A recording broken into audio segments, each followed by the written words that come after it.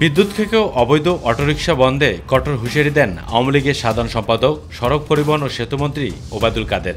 Battery চালিত গাড়ি না চলে এ ব্যাপারে শুধু নিষেধাজ্ঞা আরোপ নয়, চলতে যাতে না পারে সেই ব্যবস্থা করতে হবে। বাস্তবতা চরম হলো সত্য, চুরি করে এসব অটোরিকশা চার্জ দেওয়া হয়, এতে আবাসিক ভবনের মিটার মালিকরা পড়েছেন বিপাকে। তাহলে প্রশ্ন হলো, কার বিল কে দেয়? প্রশ্ন যখন এমন, তখন উত্তরটাও দেন এই অটোরিকশা ম্যানেজার। আবাসিক না বাণিজ্যিক এটা কি জানেন? এটা আমি অতটুকু বলতে পারবো না।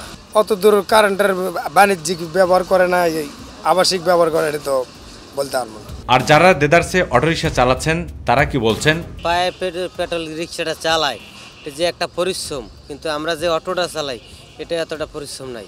যারা গাড়ি কিনছে, যারা অটো চালাচ্ছে তাদের জন্য তো সমস্যা। পায়ের তো আছে, পায়ে তো সবে পারে না। এখন যদি বন্ধ করে দেয় আমাদের পেটে লাথি পড়বে, আমার ফ্যামিলি চালাইতে কষ্ট হয়ে যাবে। গেল 18 এপ্রিল 2023 থেকে সরকারের নিবন্ধন ও রুট পারমিট আনার কথা বলা হলেও নামমাত্র এসব ব্যাটারি চালিত অটোরিকশা চলাচল করছে বুক গুছিয়ে। প্রতিটি রিকশা ব্যবহার করা হচ্ছে এলাকা ও ওয়ার্ড ভিত্তিক মাসোয়ারার স্টিকারে। কেন স্টিকার আর কারা বা দেয় এসব স্টিকার? মানে টোকেনটা দেয় কিসের জন্য? এই এলাকা পারমিট, রুট পারমিট দেওয়ার লাগে। কত টাকা করে নেয়? মাসে 3000 নেয়।